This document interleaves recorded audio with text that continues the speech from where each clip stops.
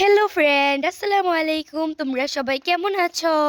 আমি জানি তোমরা আমাদের লটকন বাগান আর কাঁঠাল গাছ অনেক বেশি পছন্দ করো। সেই জন্য আজকে আমি চলে আসলাম আমাদের লটকন বাগানে। দেখতে দেখতে কিন্তু লটকনগুলো মাশাআল্লাহ বড় হয়ে যাচ্ছে, আর কিছুদিন পরেই কিন্তু সবগুলো লটকন একদম পেকে যাবে। জানো বন্ধুরা, গ্রামে থাকার মজাই আলাদা। গ্রামে থাকলে কিন্তু অনেক মজার মজার ফরমালিন মুক্ত ফল পাওয়া যায়।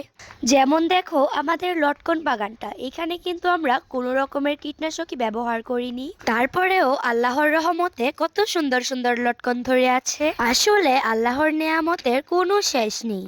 আর আমাদের লটকন বাগানের উপরে কিন্তু অনেক সুন্দর একটা আম গাছ আছে। ওই আম গাছ থেকে দেখো একদম লটকন গাছের উপরে আম পড়ে আছে। তোমরা হয়তো ভাবছো লটকন গাছে আম ধরেছে, আর এই লটকন বাগানে কিন্তু অনেকগুলা ঘুঙুর পড়া লটকন গাছ আছে, যেইগুলাতে একদম নিচ থেকে উপর পর্যন্ত লটকন ধরে আছে। গ্রামের জীবনটা কিন্তু অনেক বেশি সুন্দর হয়।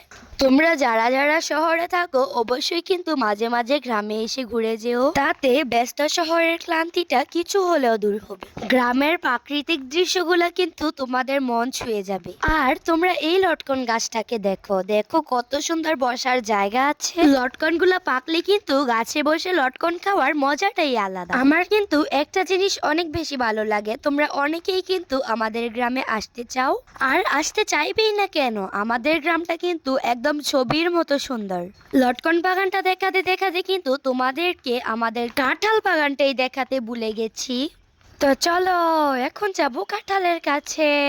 এই যে দেখো এই গাছটায় কত সুন্দর সুন্দর কাঁঠাল ধরে আছে। আজকে আমি তোমাদেরকে দেখাবো আমাদের কোন গাছের কাঁঠালটা একটু বেশি মজার। এই যে এই গুলগুল কাঁঠালগুলা দেখতে পাচ্ছ, এইগুলা কিন্তু বেশি বড় হয় না, কিন্তু খেতে অনেক বেশি মজাদার। আর দেখো কত সুন্দর কিউট কদম ফুলের মতো কাঁঠাল ধরে আছে। সবকিছু দেখে তোমাদের কাছে কেমন লাগছে অবশ্যই কিন্তু কমেন্ট বক্সে জানিয়ে যাবে। এখন আমি চলে যাচ্ছি মরিচ বাগানে। শুধু মরিচ বাগান না বললেই চলে, এখানে চাষ করা আছে ডাঁড়া, পুঁই শাক, লেবু, মরিচ, টমেটো, আরো কত কি। জায়গাটা কিন্তু অনেক বেশি সুন্দর আমাদের বাড়ির পাশে। এখন আমি চলে আসলাম তোতা হরিণের জন্য যেই গাছগুলা লাগিয়েছি ওই গাছগুলা দেখতে।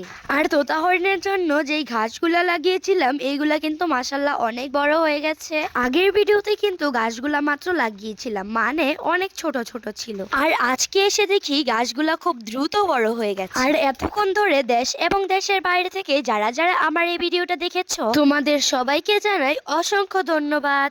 আর লাইক, কমেন্ট এবং শেয়ার করতে ভুলো না কিন্তু। পরবর্তী ভিডিওর জন্য অপেক্ষা করো। আল্লাহ হাফেজ।